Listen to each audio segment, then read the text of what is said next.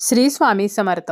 2026 या वर्षातील जया एकादशी ही गुरुवारी 29 जानेवारीला आलेली आहे.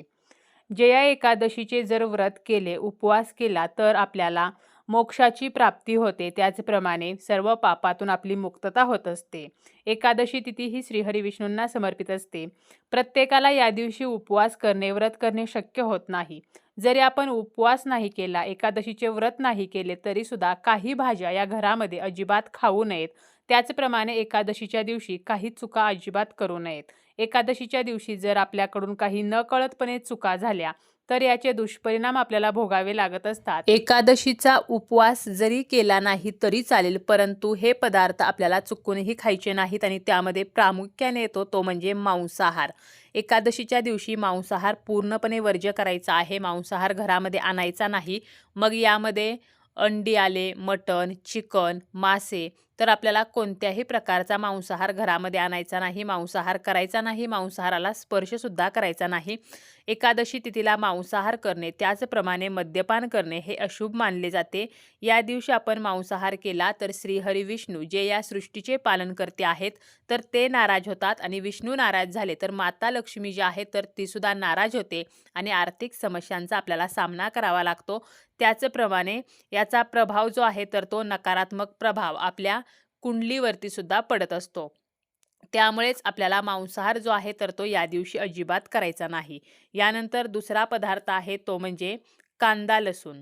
कांदा लसणाचं सेवन जे आहे तर ते सुद्धा एकादशीला वर्ज्य सांगितलेलं आहे. जरी आपण एकादशीचा उपवास करत असू तरी जेव्हा आपण दुसऱ्या दिवशी हा उपवास सोडतो तेव्हा उपवास सोडण्यासाठी आपण जे पदार्थ बनवतो यामध्ये सुद्धा कांदा लसूण वर्ज्य करायचा आहे.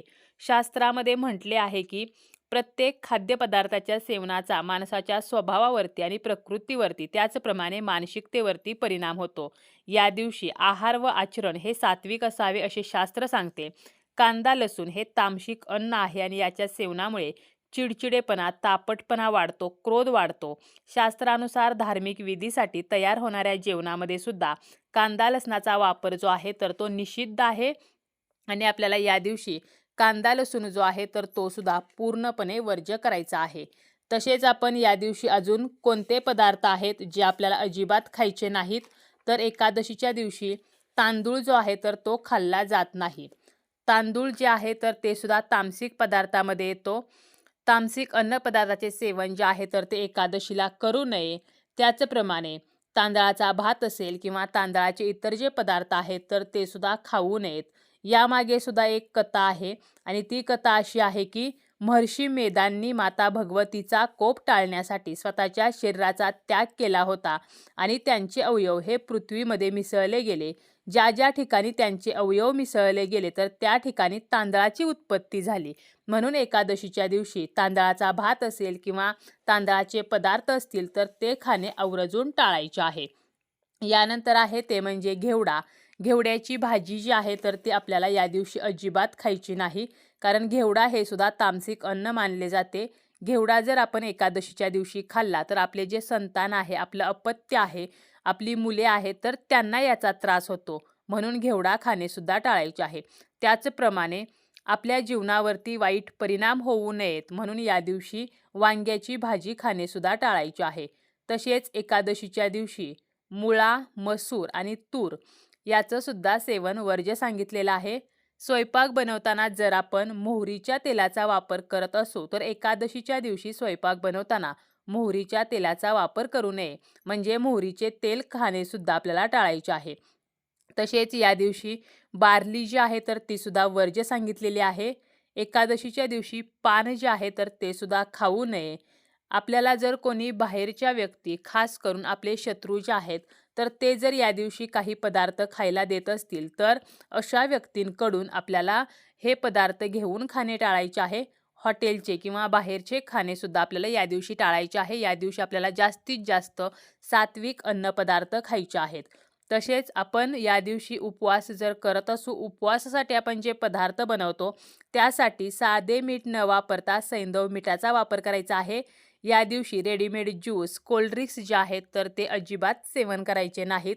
तसेच आपण जर उपवास करत असू तर आपलं जे उष्ट आहे तर ते इतरांना द्यायचं नाही आणि इतरांचं उष्ट आपल्याला खायचं नाही. तर आपण जे व्रत करत आहोत किंवा उपवास करत आहोत याचं पावित्र्य जे आहे तर ते आपल्याला राखायचं आहे. जया एकादशीच्या दिवशी काही चुका आपल्याला अजिबात करायच्या नाहीत. त्यापैकी पहिलं आहे ते म्हणजे या दिवशी तुळशीला पाणी घालायचं नाही.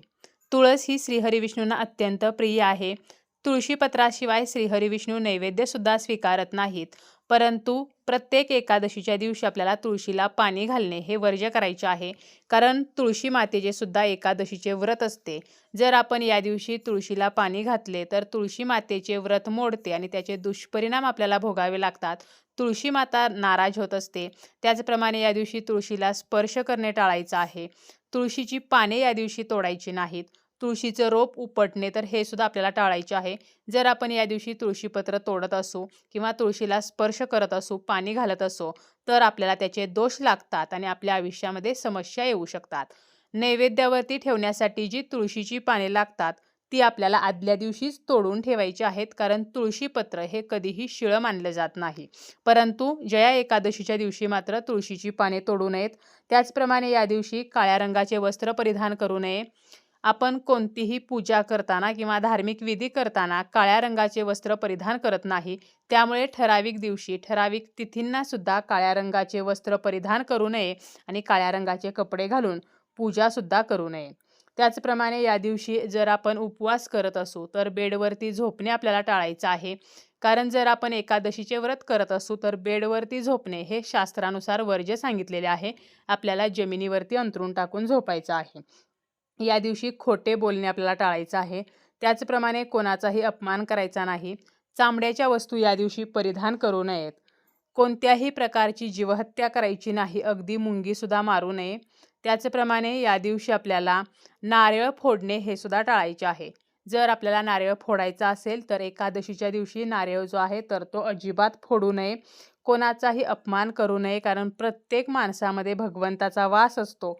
त्यामुळे कोणत्याही व्यक्तीचा अपमान करणे तर हे सुद्धा आपल्याला ह्या एकादशीच्या दिवशी टाळायचं आहे. त्याचप्रमाणे आपल्या घरामध्ये कलह, वादविवाद, भांडणतंटा या गोष्टी करू नयेत. कोणासोबतही दुराचार करू नये. या दिवशी केस कापणे, नखे कापणे, केस धुणे, त्याचप्रमाणे तेल मालिश करणे या गोष्टीसुद्धा टाळल्या जातात. त्यामुळे या छोट्या छोट्या ज्या गोष्टी आहेत तर त्यासुद्धा आपल्याला या जया एकादशीच्या दिवशी अजिबात करायच्या नाहीत.